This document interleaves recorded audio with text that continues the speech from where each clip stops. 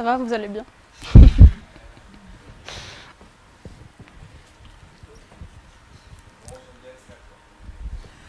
Bonjour, bienvenue à la soutenance de Marie TAHAN pour le Master of Science Nature Inspired Design à l'ENSCI des Ateliers.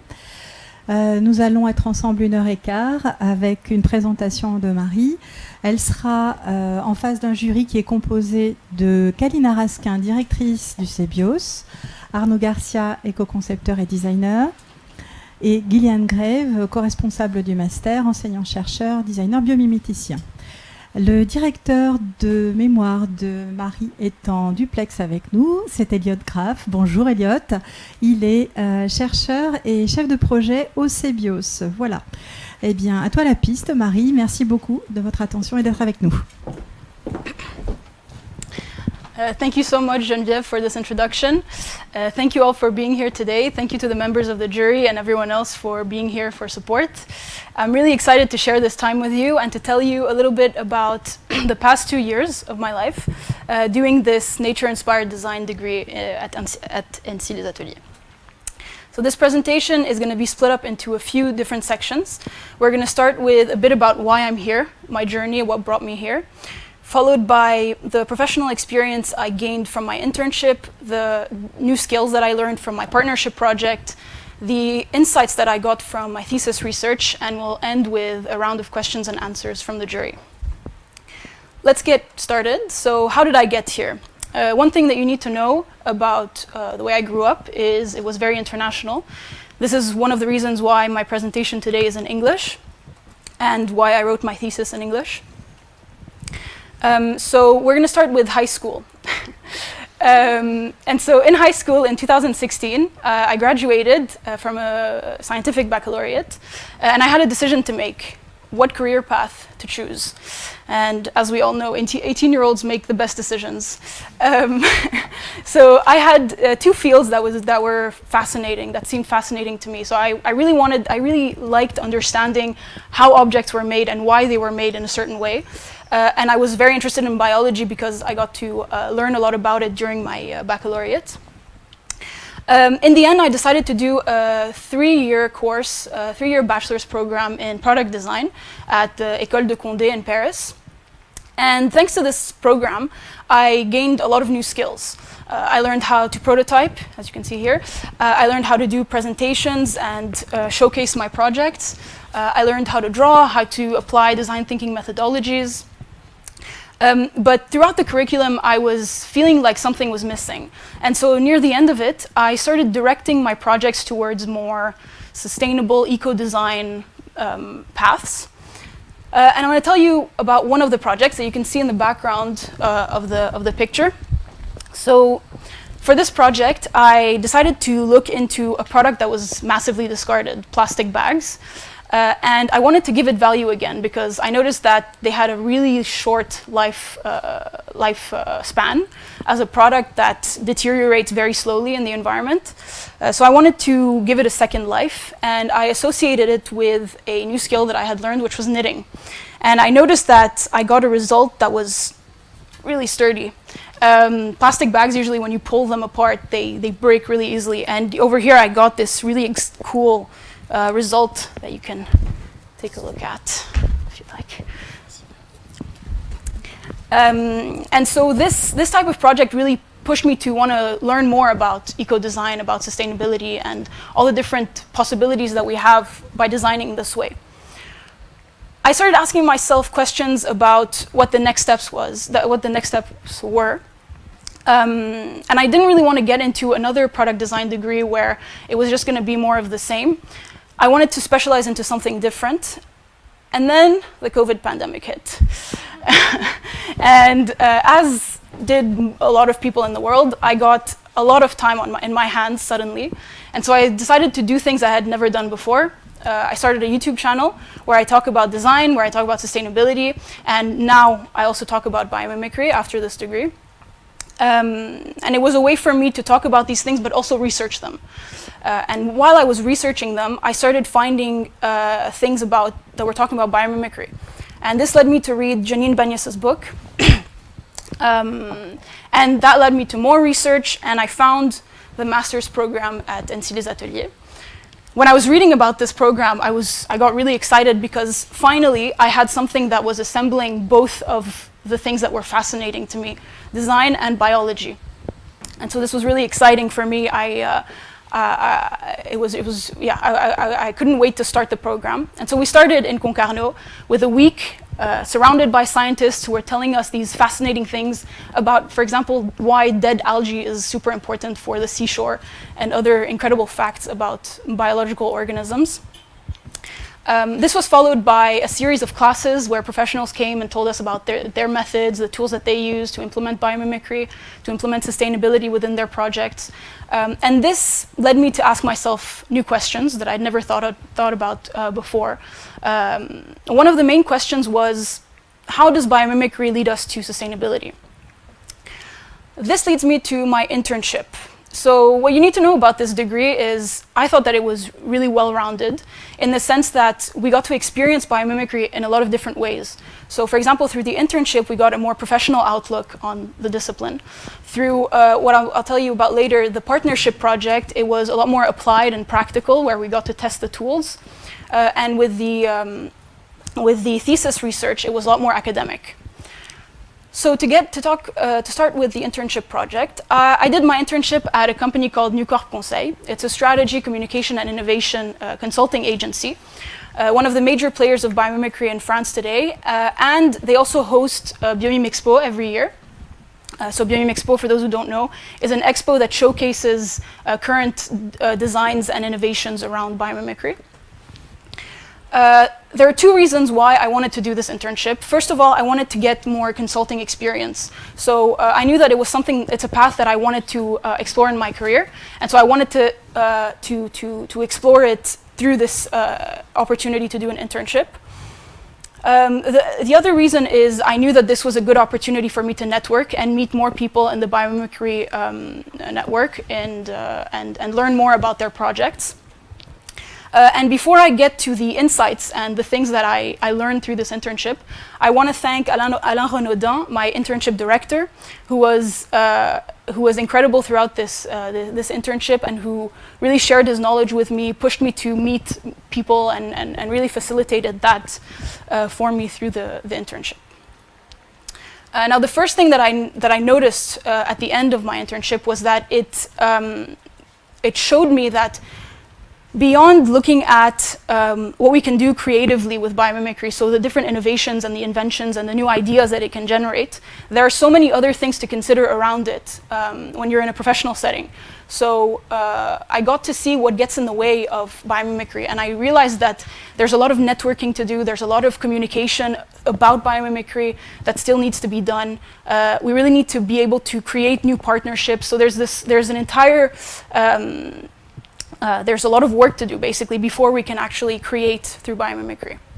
Of course, through this internship, I got to do I got some event planning experience because I helped with organizing Biomimexpo, and I really got to see the small team create this event. It was incredible. Of course, I got to do some research and consulting, so I got to research various projects. I got to consult on different missions, like, for example, with the House of Science in Corsica, where I researched marine organisms and the different innovations inspired by them. I got to be in contact with the exhibitors of Biomimexpo, and more importantly, I got to be in contact with international players of biomimicry. So, for example, I got to meet Richard McCohen from Biomimicry UK and Firas El-Sagaf from Biomimicry Arabia, and what was really great about the talks I had with them was that I understood a little bit more about how biomimicry is evolving in different parts of the world, and this gave me insights on the way that on the things that are still needed to develop this discipline. Of course, this internship helped me understand the state of advancement of biomimicry in France as well, and the next steps to take to continue to develop it. And of course, it brought me to, again, ask myself, by looking at these different projects, by meeting these different exhibitors who were telling me about the different things they were putting in place, I started asking myself, okay, well, some of these projects don't really have sustainability as a goal. So how is sustainability emerging from biomimicry? What do we need to do in order to be sustainable through biomimicry? This leads us to our partnership project. So in this section of the degree, we got to practice the different tools that we were learning. We were split up into 3 teams of 4. We each had a partner, and my team was really diverse. I got to work with Gaël, who's a chief editorial officer, Victor, who works in public policies, and Paul, who's a designer and a chemist. And I was coming in with my product design background, and I think that this really brought a lot of richness to the project, and we got to experience different ways of working together.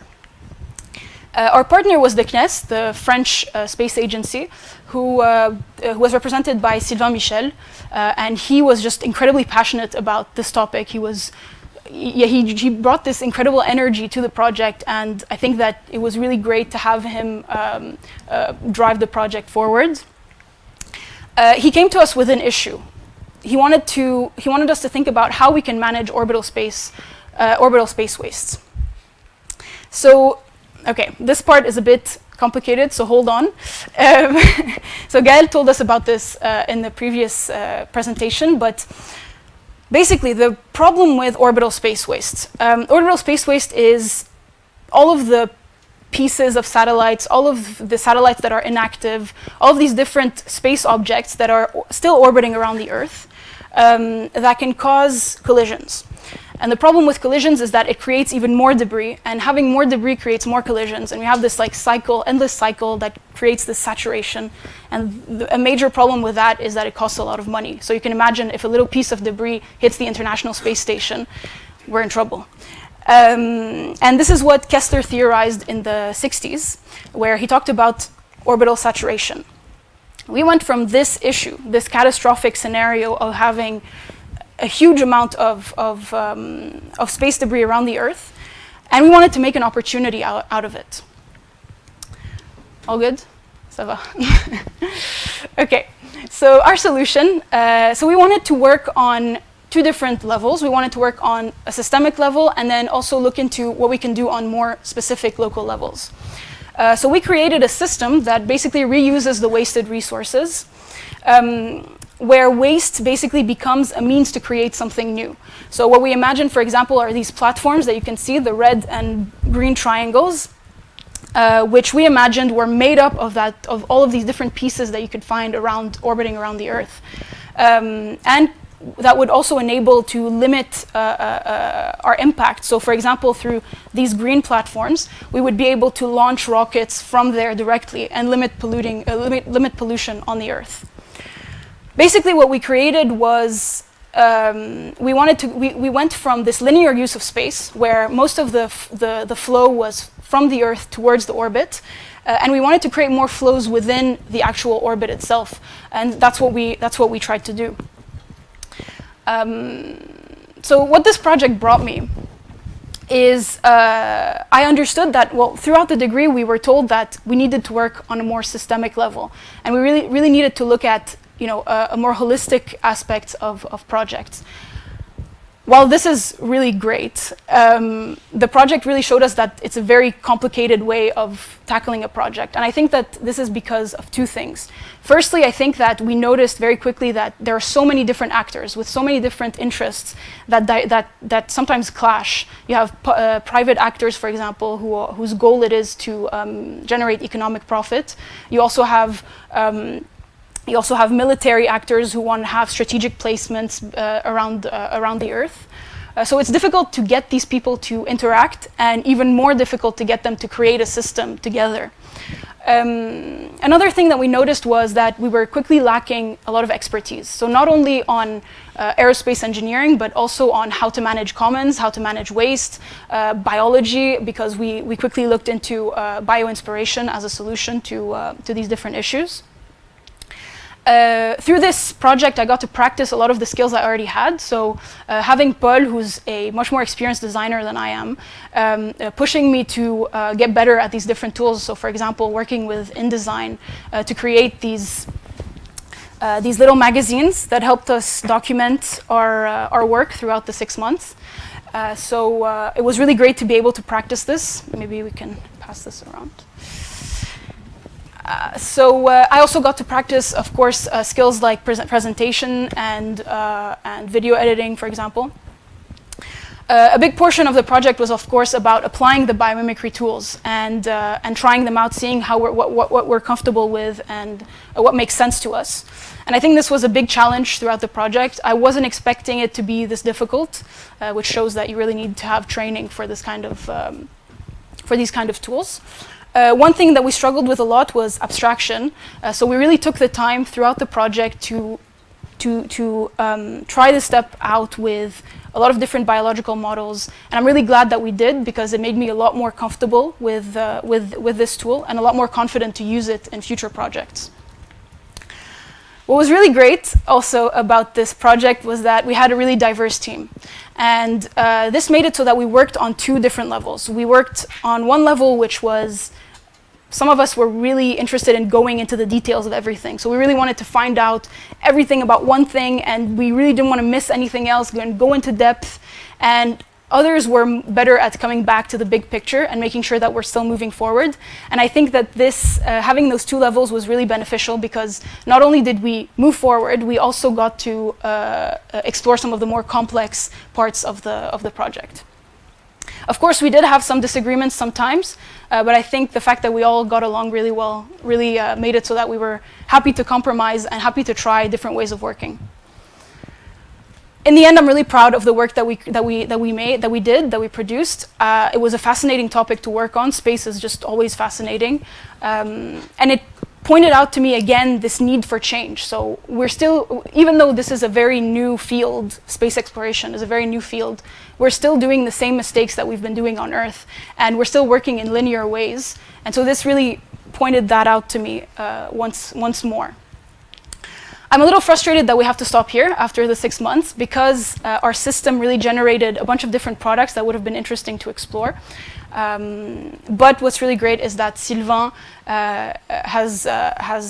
wants to continue sharing our work with other people, and hopefully we can get to present this project a little more to other people. And so yeah, one of the bigger points of this project was really to challenge this linear use, and this brings me back to the idea of how does biomimicry in this project, for example, but everywhere else, how does it help us get to more sustainable results? This brings us to my thesis research. So in this portion of the year, we took some time to read about the current literature, the past literature, and really explore all of these different things, explore things about biomimicry, explore our different topics. So I went into this research with one question: how does biomimicry lead to sustainable designs? To do this, so I started researching. I started talking with Elliot, my thesis director, who I thank very much for sticking with me through these 6 months. It was not easy all the time, and he really brought some incredible insights. The exchanges we had together were just incredible and very enriching, and it brought me to my thesis topic: an exploration of the potential obstacles hindering the development of sustainable designs in biomimicry. It's a bit of a mouthful, but sorry. So as I said before, the reason why I wanted to do this was because it kept coming back to me throughout the entire degree. I was like, okay, well, yes, biomimicry can generate sustainable designs, but how does it do it? And what are the different tools that I need to use in future projects to implement this? I also thought that it was really important, of course, for my future career to explore this topic. And so to do that, I thought I need to explore sustainability and I need to explore biomimicry to help me identify those different obstacles. So I asked myself this next question: how has our relationship to sustainability evolved through the years? To do this, I studied our relationship to sustainability, and I looked into pre-Neolithic societies and our advancement from then until today. I found out that we have always struggled with sustainability. We don't always think about it, and this was something that I realized throughout the study. I looked into, for example, Australian Aboriginals. And Australian Aboriginals used to burn down forests to facilitate hunting, except that affected the local Australian climate and it changed it way back then. So we really don't think about the fact that past humans had such a huge effect on the climate. Of course, this was a localized issue, and today we have a much bigger one. It's on a global scale, and we're really affecting so many of the Earth's resources. But it was still interesting to see that evolution. Looking at history helped me identify key points within our progression that showed me shifts between in the relationship between humans and their natural environment. So slowly we saw that relationship get further and further away, and this generated more ecological problems. So we can think about, for example, the Industrial Revolution, where we created much more comfortable interiors and separated ourselves physically from our natural environment, for example. This gave me a clear understanding of the struggle between that was sustainability. And one thing that I want to keep in mind, especially because I want to have an international career, is that different cultures have different perspectives on what sustainability is, and the different solutions that could emerge from these different cultures will not be the same.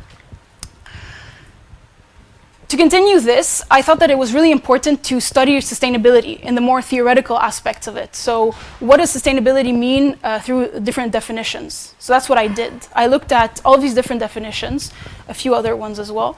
And all of them had very specific precisions and little differences that made them qualify sustainability differently. And so this brought a first obstacle to my research. The fact that there were so many definitions and the fact that sustainability encompasses so many disciplines and so many factors made it really complicated to define simply. Even today, I still have a hard time explaining sustainability and what it is to people who don't know, for example. What I have understood from this research is that sustainability means that a system is able to be maintained without depleting our natural resources, without impacting in a way that limits their regrowth and regeneration. It encompasses disciplines such as the economic, the ecological, and the social aspects. And what was interesting through this research of sustainability was that to some people, sustainability meant, sustainability qualified a system. So we are not looking to qualify one product as being sustainable.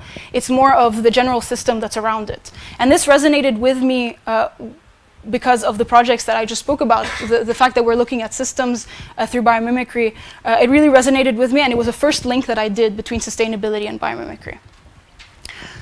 After having looked at the more theoretical aspects, I looked into how we represent sustainability to maybe facilitate the comprehension and the understanding of sustainability.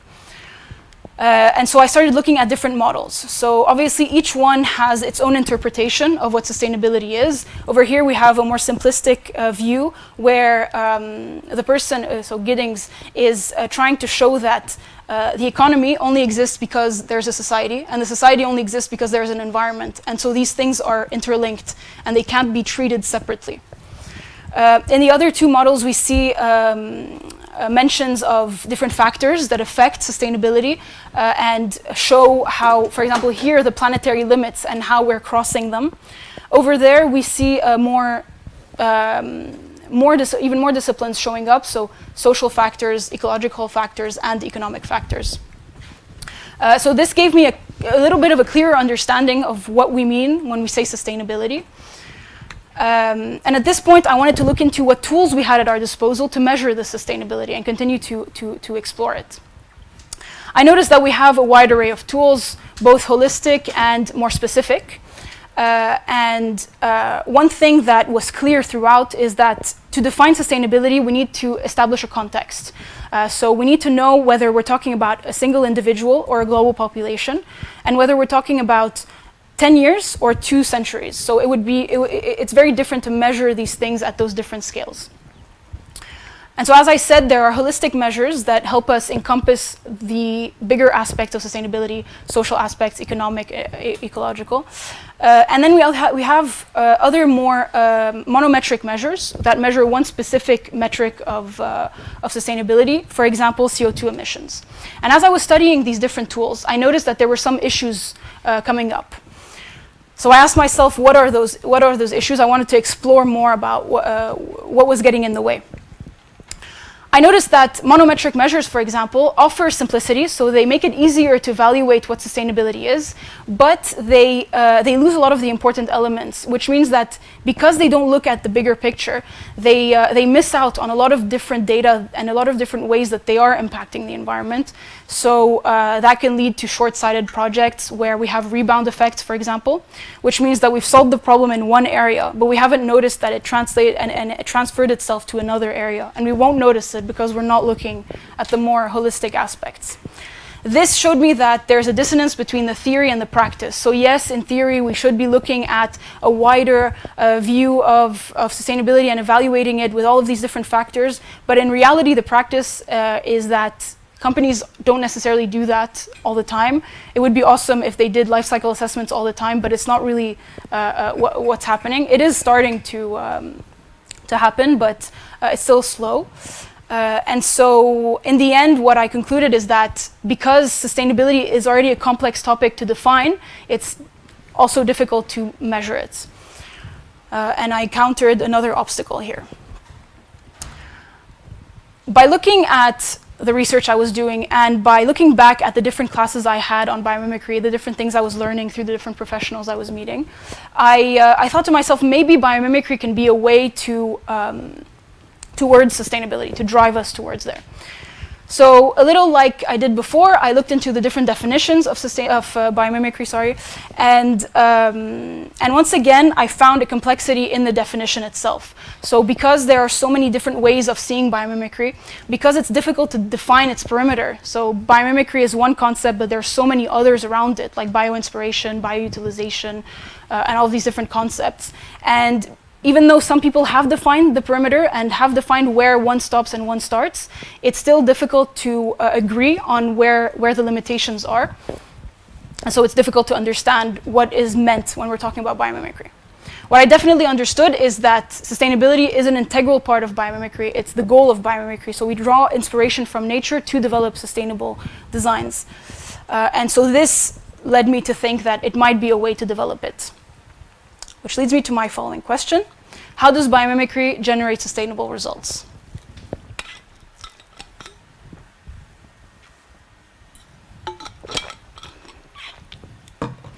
To look into this question, I studied the different tools, strategies, and mechanisms that we could put in place, that we had at our disposal, to generate these results. This is a short list. It's not extensive, but it does give us some insight into what the different tools at our disposal are. And I encountered a primary difficulty with these tools. If we look at the first tool, using intuition, this is already problematic because, as I just said before, sustainability is such a complex thing to measure and define. If we want to incorporate sustainability through our intuition within a project, it really doesn't give us a rigorous result. So we can't really implement sustainability through our intuition because it's really difficult to take into consideration all of these different factors in just using our intuition. The next obstacle that I found was that there is a need for experts to use these tools. So experts. What I realize is that we need someone who knows about the different subtleties in each of these tools. And I found this through looking at what different academics think of them, and I noticed that they disagreed. And we can take, for example, the tool that I called naturally occurring sustainable results. So this tool basically says that sometimes nature generates sustainable strategies. And if we draw inspiration from those models, then we will get a sustainable result. But it doesn't mean that just because we're looking at nature, we're going to get a sustainable result. And so we can image this by looking at the beehive that I put in the background. So in the beehive structure, we have an economy of materials. And so if we draw inspiration from this model, we will generate a sustainable design. But yeah, this is not applicable to all cases and all strategies in nature. And so it's important for an expert to be able to know about these different subtleties and these differences within the tools, to be able to implement them in a way that does generate sustainable results.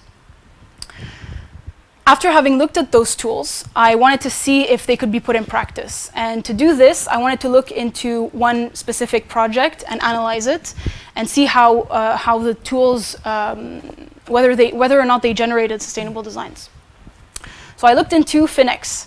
Finex is a company that creates and produces electric motors that are inspired by marine organisms. It's specifically the way that these organisms move inside the water. They have this undulation movement, and Finex basically incorporated an undulating membrane in this circle that helps them push the boat forward.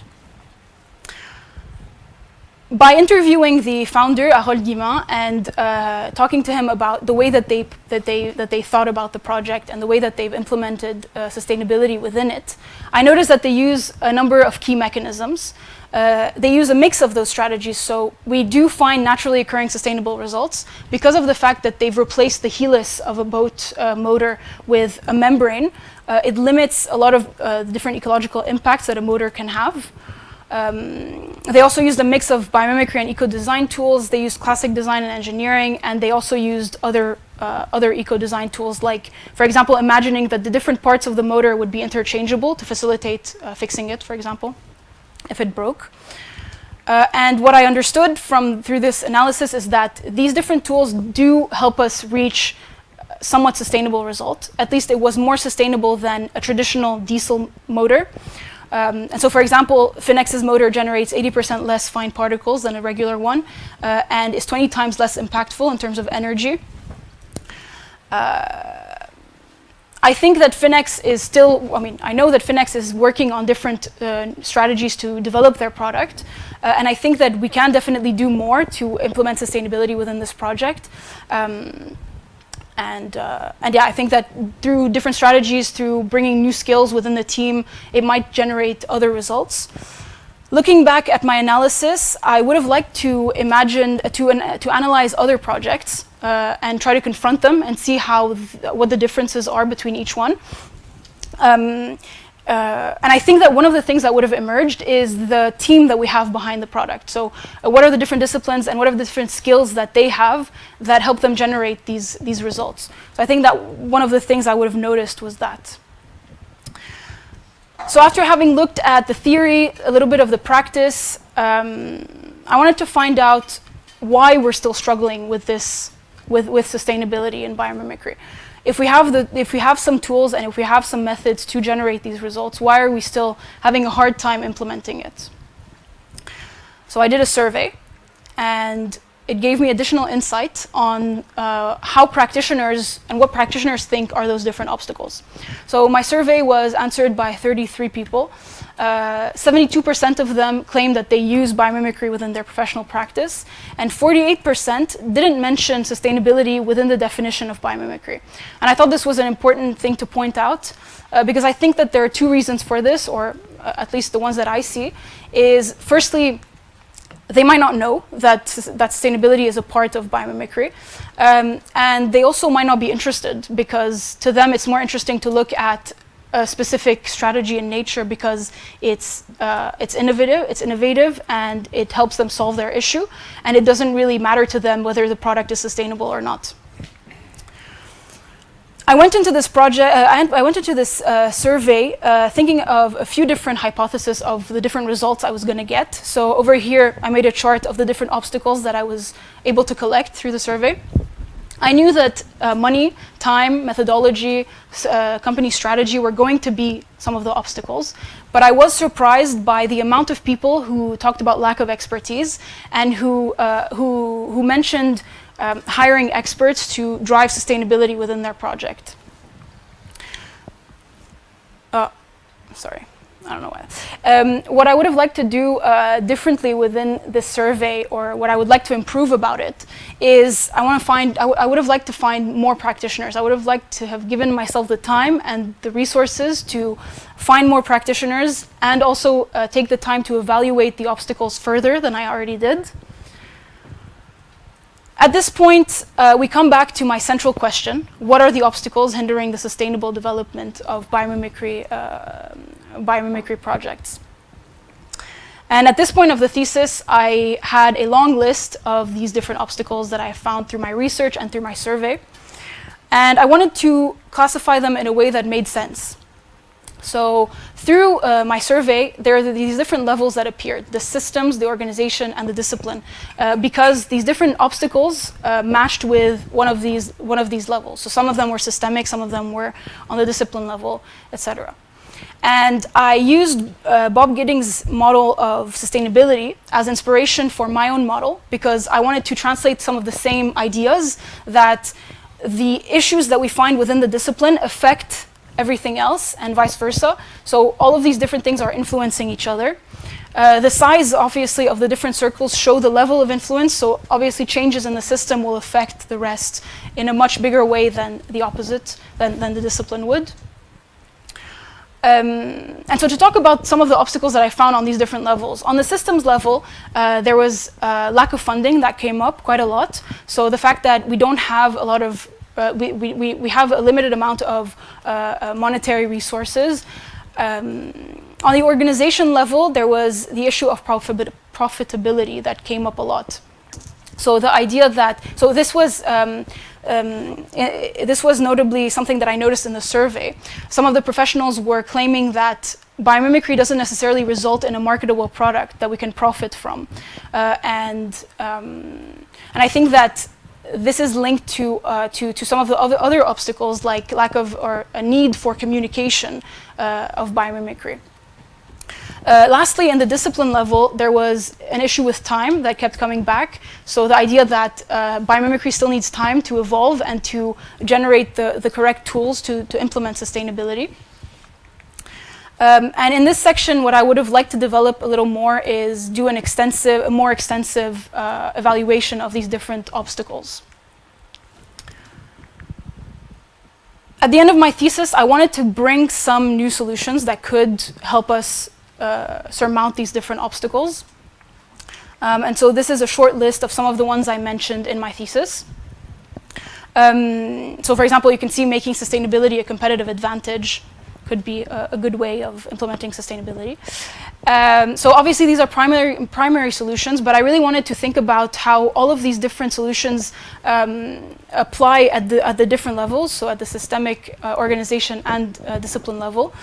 And I wanted to stress that the solutions that I gave would be much more effective if we combined all of them and if we actually implemented them at the same time.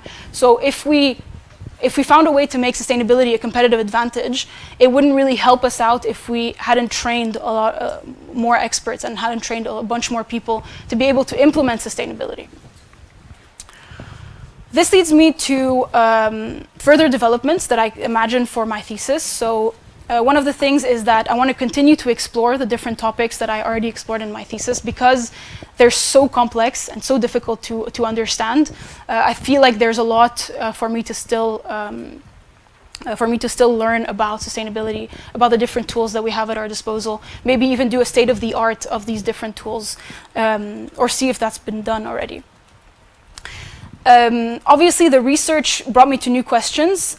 One of them was, how can we build these sustainable systems? So this is a question that came back during my project, the partnership project, but also through the thesis. If we want to build these sustainable systems, how do we do that? Is it because we got these actors to all communicate and build the project together, or is it because we've done it from the inside? So there are a lot of questions that emerge from this. Obviously, one of the questions was, how can we get past these obstacles? So I offered some solutions, but I think something that would be really interesting is looking at assembling a task force that has people from a bunch of different disciplines with a lot of different skills that could work together and evaluate the obstacles, see if I missed any of them, and also evaluate the solutions and see how we could implement them. So what are the steps that we need to take from now to get to those solutions? So now I'm going to tell you a bit about the next steps that I want to take in my career. So I want to do some consulting. I want to continue exploring this field and see how I can accompany and help companies move forward with their sustainability strategy.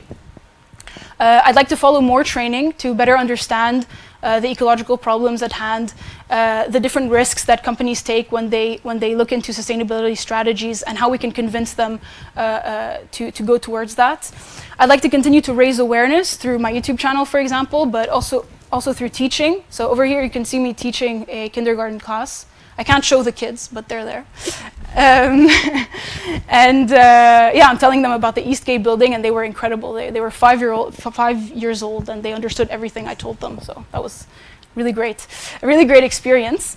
One of the things that we also talked about with our class, because we had so many different backgrounds and so many different skills, we talked about maybe pursuing projects together in the future and seeing how we could apply our different skills to future projects and to the development of biomimicry and sustainability.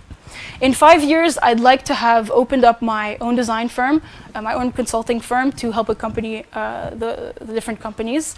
And of course, I'd like to continue meeting and talking to different experts and professionals in these different fields. In conclusion, this master's degree helped me explore different points of view of biomimicry. As I said before, there were theoretical, academic, practical, and applied and professional aspects. I got to identify some of the qualities and some of the issues within biomimicry itself. I got to gain greater knowledge of the different ecological impacts that we have currently that we're having and that our activity is having on Earth today. Meeting these different people, meeting the people in my class and the different professionals really gave me some hope for the future. And I feel like all these different people are working towards the same goal as I am, which is implementing sustainability and trying to change the way that we're currently doing things.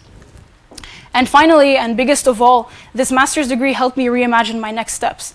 After my product design bachelor's degree, I was not expecting to have these as my next steps. They did not look like this. So it really helped me rethink about what I want to do and how I want to do it. And so yeah, I'd like to thank you all for having listened to me. I hope that you enjoyed that presentation, and we can get to the questions and answers.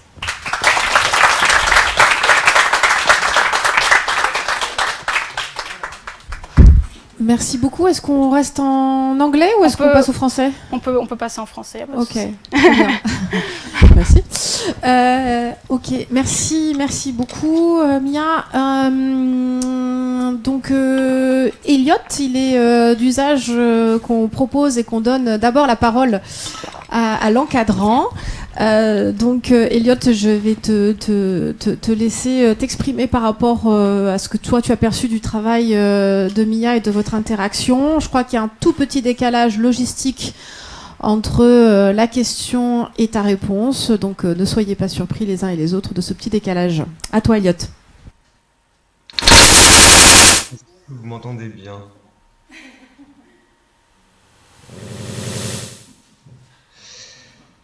Je vais faire comme si vous m'entendiez bien. Déjà, je voulais dire que ça avait été un plaisir de suivre Mia.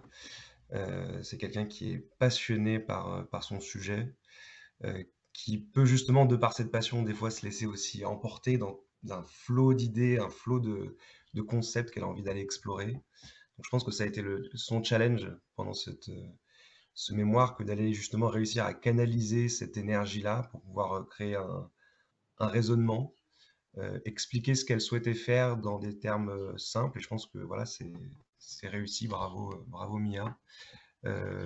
Et je trouve que ce qui est super intéressant, c'est le pas de recul que tu as pu prendre à certains moments aussi, justement pour aller réinterroger le rapport qu'on a avec la soutenabilité depuis longtemps, essayer de comprendre à différentes échelles, etc. etc. Donc je voulais vraiment te féliciter pour ça. On voit encore en quoi le regard des designers est précieux pour le biomimétisme.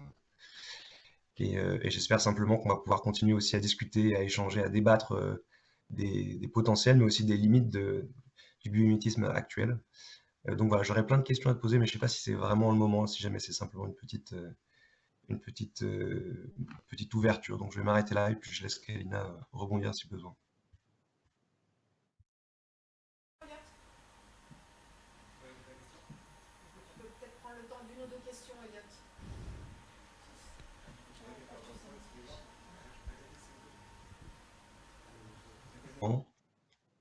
Et que tu as un client qui vient pour un projet de design, quelles sont tes 3 conditions, les 3 choses que tu lui demandes pour assurer que le projet que tu vas mener avec lui en biomimétisme soit effectivement soutenable? Maintenant que tu as pris ce pas de recul, que tu as vu tous les outils, etc., toutes les limites aussi, quelles sont les 3 choses où tu dis ça, il faut absolument qu'on passe par ces 3 points-là, sinon je ne peux pas vous assurer que le projet sera soutenable. Ça, c'est ma première question. Et je ne sais pas si tu veux répondre tout de suite ou si jamais j'en avec la deuxième. Je te laisse répondre d'abord.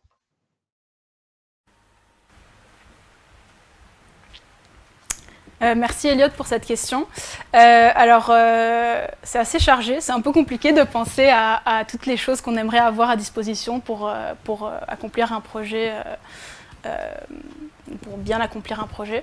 Je pense que mes réponses, ça va être des choses que j'ai déjà exprimées dans ma présentation. Donc par exemple, le fait d'avoir une équipe qui a des profils différents, qui puissent apporter des choses différentes au projet. Je pense qu'avoir des biologistes, c'est quelque chose qu'on a tous identifié comme un aspect très important d'un développement d'un projet qui prend en compte les différents aspects écologiques, mais aussi qui puisse nous accompagner pour essayer de comprendre les différents modèles qui pourraient nous inspirer. Donc je pense que mon 1, c'est une équipe transdisciplinaire avec plein de qualités et de compétences différentes.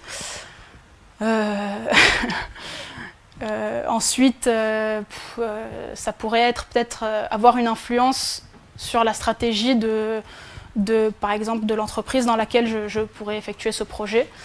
Parce que c'est souvent, comme je l'ai vu dans mon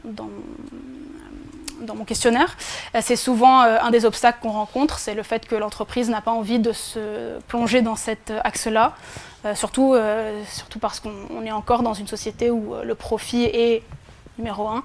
Donc la soutenabilité, c'est un axe qu'on prend, c'est un axe secondaire. Donc j'aimerais avoir une influence sur ces stratégies-là. Et en troisième, j'aimerais avoir un accès illimité à tous les secrets de la nature. Voilà.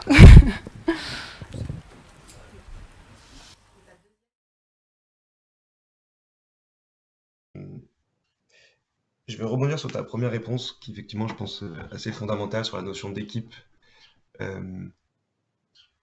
Et d'une certaine manière, si on identifie, si on repart un petit peu de la distinction entre biomimétisme et biomimétique, notamment le fait que le biomimétisme soit avant tout une question de posture en réalité.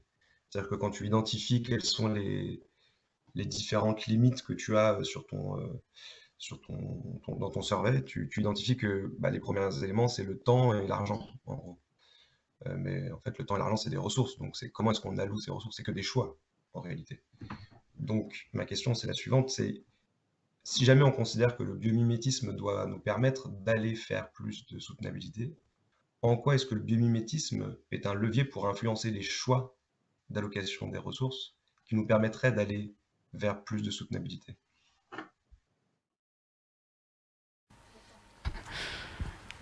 Merci beaucoup Elliot pour cette deuxième question. Alors je pense que c'est quelque chose que j'ai exploré dans la partie où je regarde les outils. Peut-être que je peux remettre la diapo. Donc je pense que le biomimétisme, c'est une de ses forces, justement, de nous permettre de changer de point de vue. Donc là, changing our mindsets, considering the system. Donc c'est des outils comme ça qui nous permettent de changer de posture et de changer de rapport à la nature. Donc c'est quelque chose aussi que j'ai vu à travers mon étude de l'histoire de notre relation à la soutenabilité. C'est que plus on s'éloigne de notre espace naturel, moins on le considère et voilà, plus on est fermé à ces idées-là. Et je pense que le biomimétisme une des choses que ça m'a apporté, c'est sûr, à la fin de ce master, c'est que je change de regard sur le vivant. Surtout parce que moi, j'ai pas grandi dans un pays où il y a beaucoup de nature. Donc, j'ai grandi dans un pays où il y a un désert. Ouais, enfin, c'est le désert, quoi. Donc, du coup, mon rapport à la nature était très différent à l'époque par rapport à ce qu'il est aujourd'hui. Je pense que ça a changé ça en moi. Et je pense que ça a le potentiel de le faire pour beaucoup de personnes. Donc, voilà, ça, c'est un atout du biomimétisme très, très fort qui permet d'arriver à ces résultats soutenables, à mon avis. Voilà. Merci Elliot, je vais passer la parole à... Et merci Mia, bien sûr, pour tes réponses. Et je vais passer la parole à Arnaud, maintenant. Alors, merci beaucoup pour sa présentation, qui était très optimiste. D'ailleurs, tu mets d'ailleurs que c'est une valeur que tu as redécouvert et que tu as mis en avant dans tes conclusions. Donc, je te remercie pour ça, parce qu'on a bien besoin d'optimisme en ce moment. Moi, j'avais plusieurs questions. D'abord, effectivement, j'ai trouvé qu'une partie de ta thèse était un très bon outil de pédagogie. Et une question serait comment tu imagines justement développer ce type de... Puisque tu parles de faire des conférences, des choses comme ça, ou d'enseigner. Et je pense que ça serait intéressant d'avoir un outil peut-être encore même plus didactique et plus simple pour notamment les leaders politiques. Alors, merci beaucoup pour cette question. Alors oui, en effet, donc ça c'est une des raisons pour lesquelles j'ai écrit mon mémoire en anglais, parce que je voulais pouvoir le diffuser et je voulais que beaucoup de gens aient accès à ce que j'ai fait, sans prétention, oui, c'est un axe que j'aimerais développer, d'essayer de voir comment je pourrais utiliser toutes les choses que j'ai appris et toutes les choses que j'ai mis à plat, parce que c'était vraiment ça aussi l'exercice que j'ai essayé de faire. J'avais des notions du biomimétisme et de la soutenabilité, de ce que c'était, mais de les mettre à plat, de vraiment explorer ce que chaque discipline représente. C'était une des parties principales et un des buts principaux de mon exercice. Comment les mettre à disposition? Je pense que c'est tout un autre travail de design et d'imaginer quelque chose, un objet, c'est-à-dire ça peut être une revue ou ça peut être quelque chose de papier, mais d'imaginer cet objet et comment il pourrait être le plus simple possible pour atteindre des publics qui n'ont pas peut-être qui n'ont pas les références et qui n'ont pas les différents le vocabulaire. Donc oui, ce serait un exercice intéressant à faire suite au master. Oui, je pense que ça pourrait prendre plusieurs formes, effectivement, d'expos, de livres, de sites, de réseaux, il y a plein de choses. Une autre question, c'était, à un moment tu poses une question qui est, est-ce que le biomimétisme tire design, sustainable design, pour moi c'est un peu bizarre. Moi j'emploie plutôt éco-design parce que ça intègre beaucoup plus de notions et que c'est plus facile en plus à utiliser comme mot.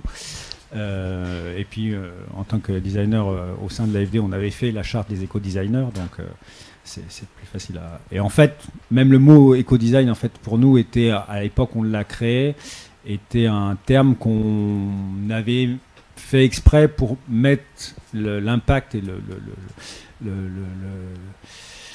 mettre en avant le fait qu'il y avait cette notion de nécessité de changer nos façons de produire, de réfléchir un peu autrement à nos métiers. Mais en fait, éco-design, pour moi, c'est du design, tout simplement. À l'époque, on l'avait fait exprès pour ça. Mais tu fais donc cette différence en disant comment le biomimétisme va tirer l'éco-design et prendre le pas. En fait, pour moi, personnellement, le biomimétisme ou plein d'autres outils connexes à ça sont à l'intérieur du design et sont des outils pour développer un changement de société et donc accompagner transition énergétique, changement de mentalité, réponse au changement climatique, etc. Et surtout, dans la finalité, ce qui est l'essentiel, c'est de préserver la vie. Voilà. Donc j'intègre aussi la santé environnementale à l'intérieur, etc. etc. Voilà. Je voudrais avoir ton avis par rapport à ça. Alors, merci. encore. Donc en fait, moi, c'était l'avis que j'avais pendant le master, c'était que le design, enfin en fait que le biomimétisme faisait partie du design et que c'était un axe qui peut nous aider à designer. Et en fait, c'est pour ça que j'ai voulu l'inverser pour mon mémoire, pour voir en fait, pour tester le biomimétisme et pour voir en fait en quoi ça peut nous accompagner vers ça.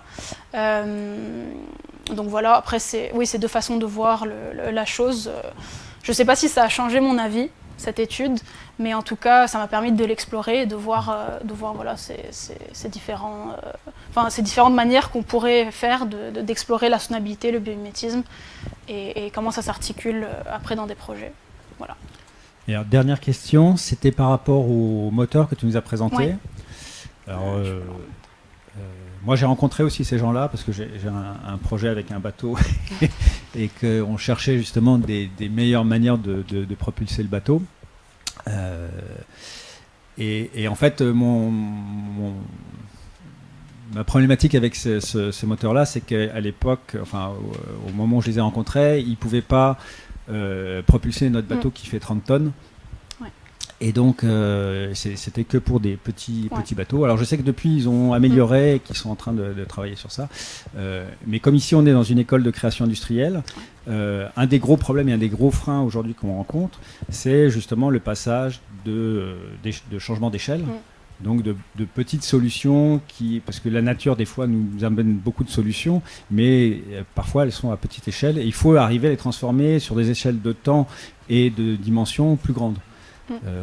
Et là-dessus, quelles sont tes réflexions? Ouais, alors, qu'est-ce que j'allais dire? C'est vrai que ça, on pourrait considérer que ça c'est un des obstacles quand on s'inspire de la nature. Mais je pense que justement, c'est pour ça que j'ai parlé de l'obstacle du temps dans mon mémoire, parce que je pense qu'avec le temps, petit à petit, on peut développer les technologies nécessaires pour répondre à ces besoins de changement d'échelle.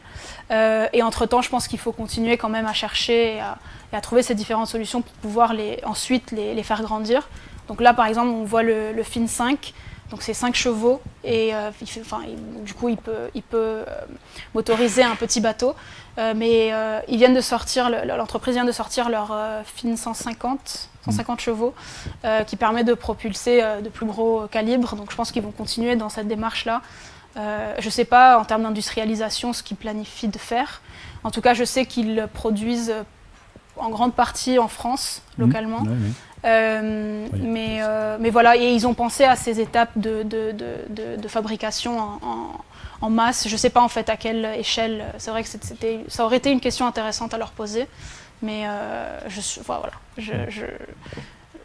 voilà, je pense que le temps aussi va nous permettre de développer ces différentes technologies qui pourront nous servir à déployer ces différentes solutions soutenables. Alors, une dernière chose, c'est un conseil. Si tu crées une entreprise, un cabinet de design et de conseil dans 5 ans, tu auras énormément de problèmes et donc tu ne pourras pas tout résoudre. Tu seras obligé de faire des choix et des compromis, comme la nature.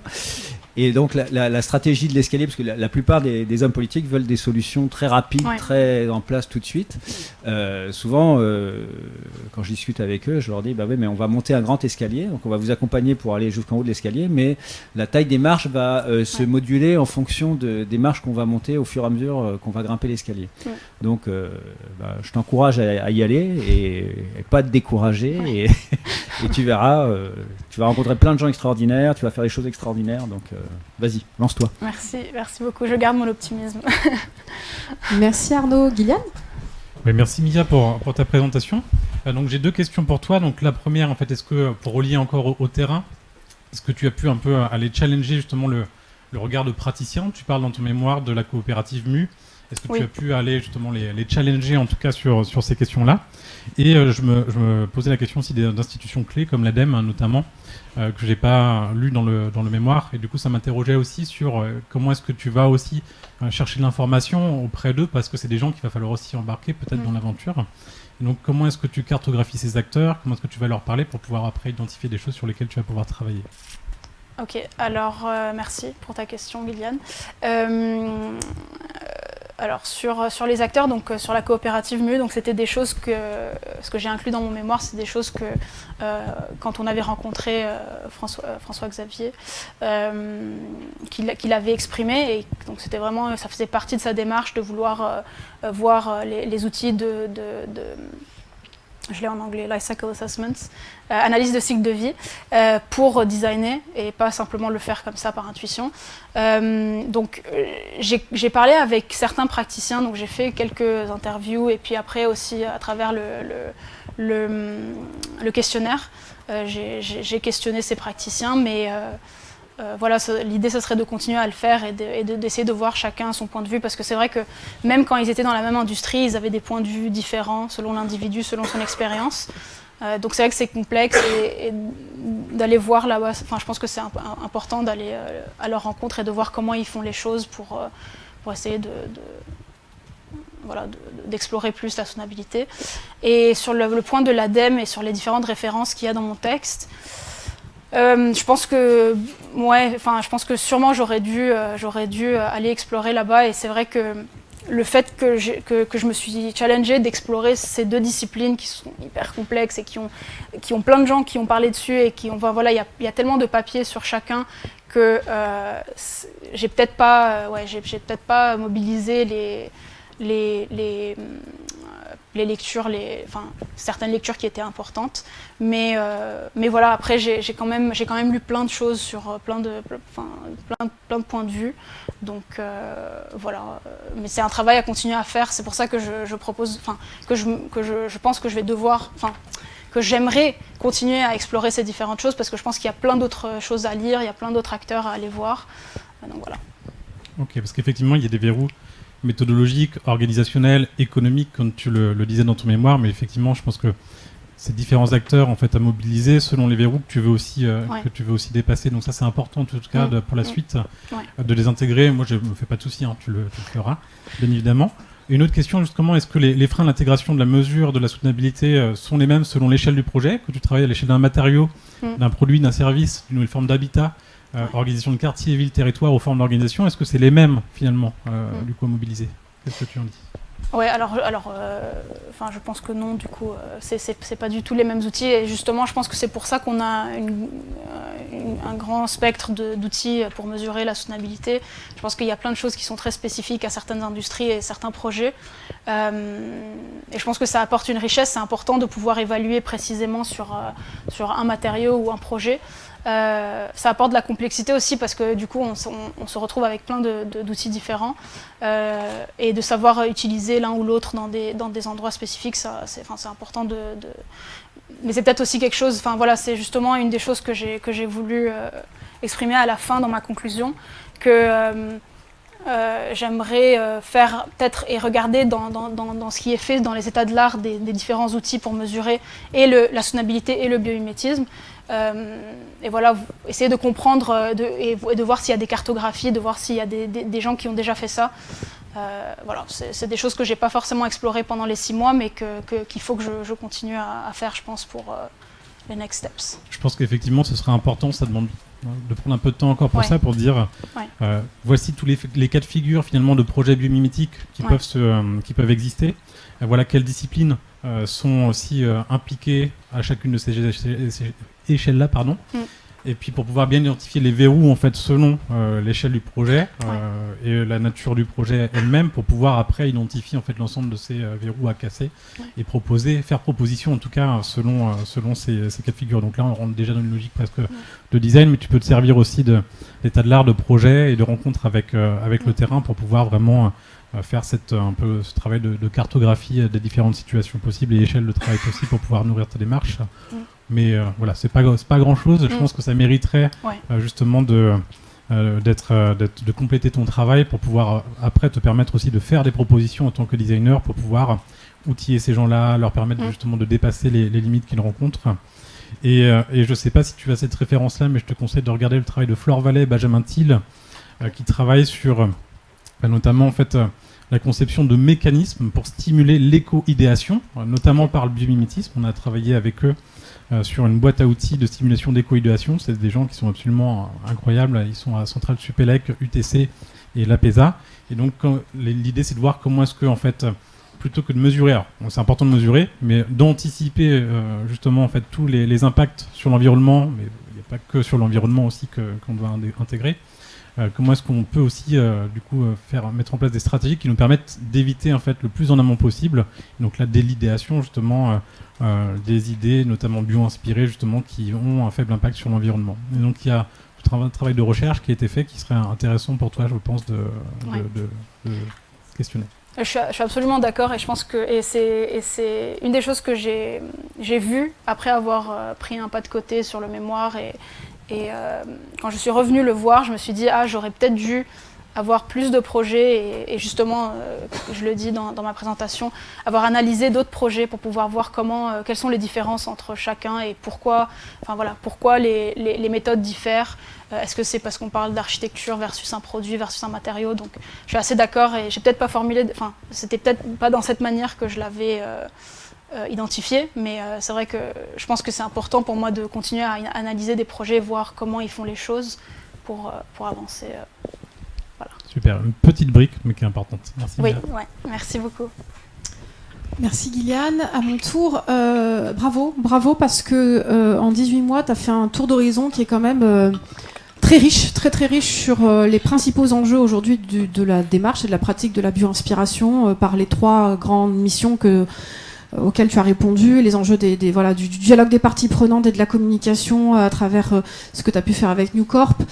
Bien sûr, palper du doigt un système aussi complexe et un enjeu de conception aussi complexe que le sujet du CNES, où là, tu as pratiqué les outils de fouille de données, et puis cette prise de recul sur des enjeux absolument clés de convergence entre la bio-inspiration et la soutenabilité qui est loin d'être triviale.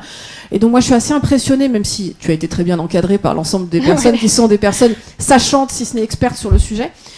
Donc forcément, ça aide, mais ça n'enlève rien au mérite que tu as eu de capacité à appréhender dans des temps très courts des problématiques qui sont assez complexes. Et donc voilà, donc bravo pour ça. Moi, j'ai été très contente que tu fasses un format d'article scientifique et académique, et bravo parce que c'est un exercice en soi. La pratique de l'article académique, c'est un exercice en soi, donc bravo aussi pour ça. Ça fait partie, ça c'est une de mes questions d'ailleurs, ça sera est-ce que vous avez réfléchi à une stratégie de publication de cet article, de bonification potentiellement, et de publication de cet article avec les canons académiques? Est-ce que vous avez envie de pousser l'exercice jusqu'au bout de la publication de l'article scientifique? Un petit point de complément d'information par rapport à des nouvelles ressources potentiellement convergentes vers les questions que tu te poses. Donc tu fais mention dans ton article de travaux qu'on mène notamment en interne CBIOS en partenariat avec Guylaine et d'autres sur la question d'un guide autour de base sur l'éco-conception et le biomimétisme, mais qui n'est qu'une première pierre à un travail qui va être beaucoup plus long. J'attire ton attention sur un rapport que je ne crois pas avoir vu dans tes références, ou peut-être que je l'ai loupé, mais qui à mon avis est très complémentaire à ce que tu as présenté sur ton enquête, qui est une enquête qui a été menée par Miseco dans le cadre d'un partenariat avec l'ADEME sur les externalités positives du biomimétisme, et une interrogation très large d'un panel de parties prenantes, soit expertes, soit concernées par ces questions de bio-inspiration, mais non expertes. Et donc c'est une analyse que je trouve extrêmement intéressante sur la perception qu'a la communauté des usagers potentiels du biomimétisme et de son croisement avec la soutenabilité. Donc ça, c'est un rapport qui est publié, que tu pourras retrouver notamment sur le site web de Miseco, qui a réalisé cette étude. Donc je t'y encourage. Et puis pour ta gouverne, surveille. Il va y avoir une autre étude produite par Vertigo Lab, toujours dans le cadre de cet intérêt que porte l'ADEME, sur le sujet du biomimétisme, qui fait une enquête un peu à l'instar de ce que tu as fait auprès de Phoenix, auprès de différentes entreprises, pour réellement mesurer l'impact environnemental de leurs solutions bio-inspirées. Et ça, ça a été très instructif parce que souvent les données n'existent pas ou n'ont pas été réalisées, c'est-à-dire que les gens n'ont pas fait d'analyse de cycle de vie, donc c'est compliqué d'accéder à la donnée. Soit parfois leur département juridique leur interdit de partager en fait ces informations-là. Et donc ça pose plein d'autres questions sur demain comment on fait pour pouvoir développer les indicateurs autour de la question du biomimétisme et de ses impacts environnementaux. Donc voilà, donc je t'invite à prendre connaissance de ces études qui devraient sortir, donc le guide éco-conception et l'étude Vertigolab sur l'analyse des études de cas, on l'espère à la rentrée. Et puis dernière question. Donc la première c'était l'article et la deuxième c'est à ton avis, dans ta perception là, après avoir navigué dans tout cet écosystème là, avoir réfléchi à tout ça, est-ce qu'il y a des secteurs qui te semblent être des secteurs plus appétants et plus en capacité à intégrer le biométisme dans sa convergence à la fois, on va dire, innovation et performance environnementale? Merci beaucoup, Kalina, pour tes remarques et c'est allumé. Et tes questions. Et alors, pour commencer avec le format un peu article scientifique, je pense que, en fait, comme moi j'ai fait du design de produits à la base, j'ai toujours eu l'opportunité de faire des projets créatifs. Et justement, là, je voulais prendre le temps de faire quelque chose de plus rigoureux, entre guillemets. Je pense que le fait que Elliot soit aussi mon directeur de mémoire a influencé il a apporté beaucoup de rigueur à mon travail. Et comme il l'a dit, j'avais beaucoup d'idées partout. J'étais un des éléments dans le projet du CNES qui voulait tout le temps regarder dans tous les détails. Et donc c'est vrai qu'il m'a permis de canaliser ces différentes idées et d'essayer de les mettre dans un format qui est un peu plus carré et scientifique. Et ça a été un format qui m'a beaucoup plu, même si c'était compliqué de toujours trouver le raisonnement et que le raisonnement ait du sens à travers tout le projet, enfin tout le mémoire. Mais voilà, c'était un exercice que je voulais faire parce que je venais d'un monde un peu plus créatif et je voulais prendre le temps de faire cet exercice un peu plus scientifique, un peu plus littéraire, aller voir dans ce qui était écrit et moins dans ce qui était fabriqué. Voilà, pour cette première question. Ah oui, et pour le diffuser, donc on en a parlé un peu avec Elliot, mais je pense que c'est des choses qu'il faut que je continue à voir dans le futur. J'étais partie au début pour pouvoir je voulais commencer l'exercice avec l'idée que ce soit quelque chose que je puisse diffuser. Donc à la fin, je ne sais pas si c'est diffusable comme ça, sous ce format. C'est une première manière de mettre les choses, mais je pense que, comme je l'ai dit tout à l'heure, il y a d'autres formats à imaginer. Et je pense que, imaginer des choses un peu plus visuelles peut-être, parce que c'était très écrit. Oui, je pensais assez classiquement à plutôt, quitte à faire l'exercice académique, c'est de voir est-ce que vous avez envie de tenter l'expérience d'aller jusqu'au comité de lecture d'aller dans des journaux scientifiques tout simplement. Ouais. Après voilà, ça vaudra sans doute des bonifications encore au papier. Voilà, l'idée c'est est-ce que vous voulez aller jusque-là, et bien sûr qu'il y a plein d'autres formats pour le partager, mais voilà, mon sens c'était est-ce que vous avez envie d'aller faire l'exercice jusqu'au bout de la publication scientifique, qui est encore un exercice en soi de réponse à des reviewers et à des jurys, à des reviewers internationaux. Voilà, mais je te laisse répondre à la deuxième question. Alors ouais, du coup pourquoi pas, ça serait intéressant je pense de faire cette démarche que j'ai jamais pensé à faire avant. J'allais oublier, mais un des formats aussi que je voudrais développer maintenant par la suite, après avoir terminé ce mémoire, c'est d'essayer de tenter de l'expliquer à travers des vidéos sur ma chaîne déjà, d'essayer de diffuser ça à travers ma plateforme et voir ce que ça donne, tout simplement. Et puis voilà, dans un deuxième temps, pourquoi pas aller voir d'autres démarches. La deuxième question, je ne sais plus ce que c'était, pardon. Secteur appétant.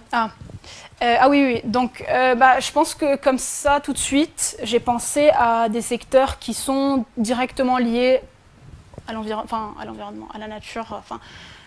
Par exemple, je pense que des professionnels qui sont directement en lien avec des êtres vivants, avec des milieux naturels, je pense que c'est plus facile de les sensibiliser.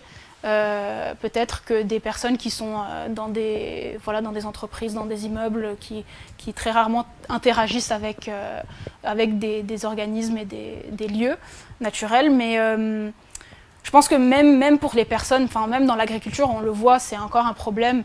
je pense que même quand on est au contact de la nature, il y a encore tout un développement et un changement de mentalité qui doit s'opérer. Donc même si ça pourrait être plus facile dans ce genre de secteur, je pense qu'il y a quand même beaucoup de travail à faire pour changer le point de vue et arrêter de juste vouloir produire tout le temps plus à travers nos activités. Alors je suis intellectuellement complètement d'accord avec toi. Le retour d'expérience réel Ouais. sur quelques années de projet, et puis peut-être qu'un Gillian pourra aussi réagir par rapport à ça. Les deux secteurs, quand on avait fait aussi une petite étude, je ne sais pas si Elliot te l'avait partagé, mais sur l'intérêt d'une labellisation d'une certification autour du biométisme dans la pratique en elle-même méthodologique pour apporter de la rigueur sur le transfert de connaissances que potentiellement demain sur des critères environnementaux basés sur un cahier des charges, qui est le cahier des charges du vivant.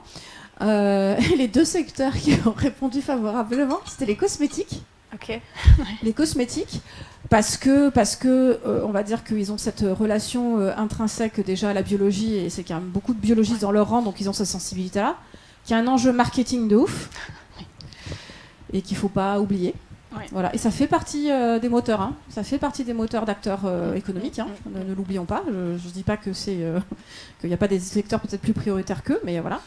Et le deuxième secteur lequel on voit énormément d'appétence, c'est tous les acteurs de la construction, de l'aménagement, de l'urbanisme et de l'immobilier, sur lesquels on sent qu'il y a une très forte volonté là-dessus. Et pareil, c'est aussi les mêmes qui sont intéressés par la labellisation et la certification, aussi parce qu'on a, je pense, aussi un prisme marketing, vente, posture, originalité, se démarquer des autres, qui est aussi extrêmement intéressante, avec évidemment des enjeux d'impact qui ne sont pas du tout les mêmes entre repenser la ville de demain et repenser des produits évidemment cosmétiques de demain.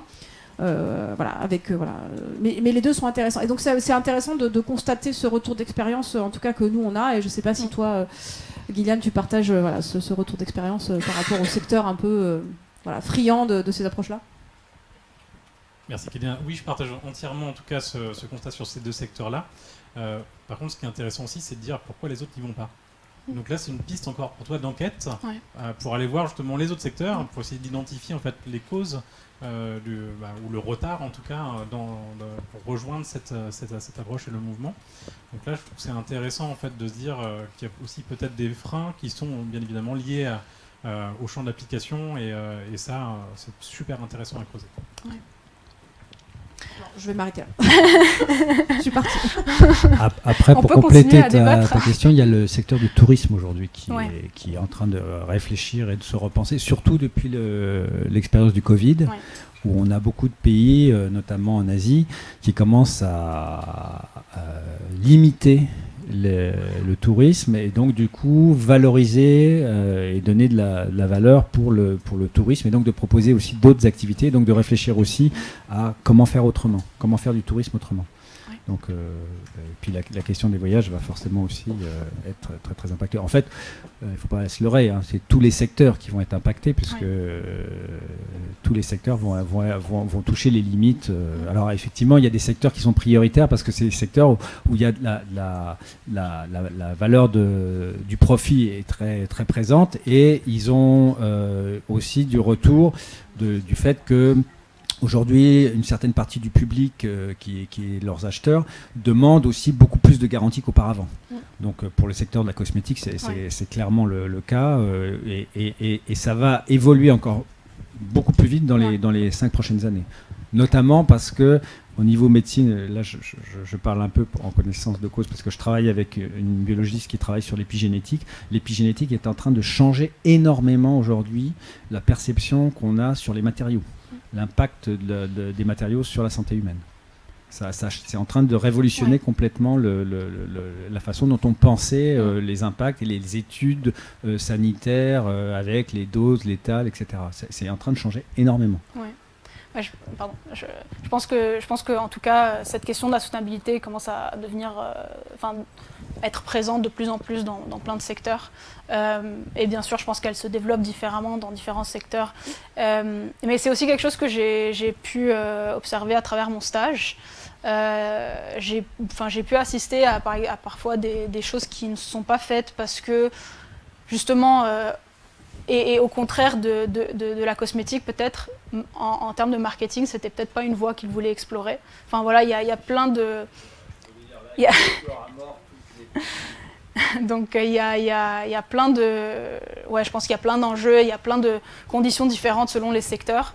Et d'explorer ces différents secteurs, je pense que c'est un exercice hyper important. Peut-être que la question aussi qui se pose, et une des raisons, alors il y a le marketing pour les cosmétiques, mais il n'y a pas que ça, il y a aussi la structure interne de la R&D, la capacité à sortir des produits aussi potentiellement rapidement. C'est plus facile probablement de sortir un produit cosmétique que de sortir un nouveau véhicule avec toutes les contraintes évidemment réglementaires associées et sécuritaires liées à... Voilà, il y a la structure même du marché, la structure même de la R&D qui explique la porosité peut-être plus grande d'un certain nombre de secteurs par rapport au biométisme, par rapport à d'autres. Donc c'est très multifactoriel. Et voilà, nous ce qu'on a observé, c'est qu'il y a une très grosse force de R&D aussi dans le domaine de la cosmétique qui, catalysés aussi par des enjeux de marketing, font que effectivement c'est des secteurs dans lesquels ça percole bien, quoi. Ça percole bien. Je pense que même un autre facteur, si on va au-delà de la France, un facteur culturel énorme, quoi. Enfin, c'est vrai, ça diffère énormément de pays en pays, et je pense que même l'avancement la façon d'entamer la soutenabilité dans ces différents pays, dans ces différentes entreprises, avec des spécificités culturelles et un enjeu et un facteur super important à garder en tête, parce que voilà, c'est des rapports différents, je pense, à l'impact. Enfin, nous, je pense en France, en Europe, aux États-Unis, on a une posture spécifique et on avance d'une certaine manière. Et je pense que dans d'autres pays qui sont encore en développement, il y aura... En fait, ça va prendre une forme complètement différente. Et voilà, je pense que c'est un facteur à prendre en compte quand on développe nos projets aussi. Eh bien, ça va être le mot de la fin. Bravo, hein. Un presque parfait au niveau du timing. Les petites rallonges ayant été dues à l'intérêt des sujets et des débats. Bravo Marie. Eh bien, on va vous inviter à tous sortir un instant pour que le jury puisse délibérer. Merci beaucoup. Pardon, j'ai oublié de remercier tout le monde, tous ceux qui m'ont aidé sur mon mémoire, tous ceux qui sont là aujourd'hui, les profs, les accompagnateurs, etc. Merci beaucoup à vous.